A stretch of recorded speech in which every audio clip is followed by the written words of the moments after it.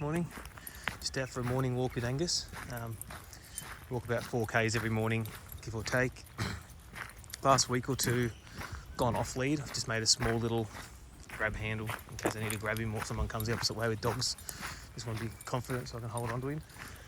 But he's been really good off lead, hanging in close. Good boy, come back, checking in all the time, which is great. Okay. So, whee! Anytime I say his disruptor word, which is boy, he'll come back. If he gets too far or stops and sniffs a bush, I can use his word to bring him in, come, which is his hand up and come. And he comes back and then you can release him okay. So he's going really well. Okay. If anything, a little bit sticky, sort of hanging on you the whole time. Okay, keep going. But it's still nicer having him off lead instead of tripping over a lead and all that sort of stuff. Having him off lead too, you can concentrate looking up a bit more to see are there any kangaroos close, are there any rabbits close in case you want to do a bit of a disruption and keep his eyes on you.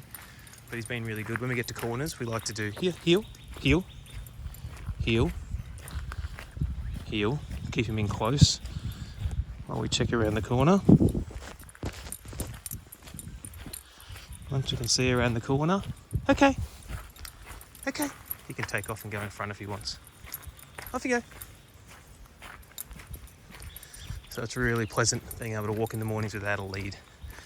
Just that you've got your arms free. Even if he doesn't pull, you've got no stress on your arms. You can do a bit of an arm stretch and get a bit of a relaxing morning walk in as well without a lead on.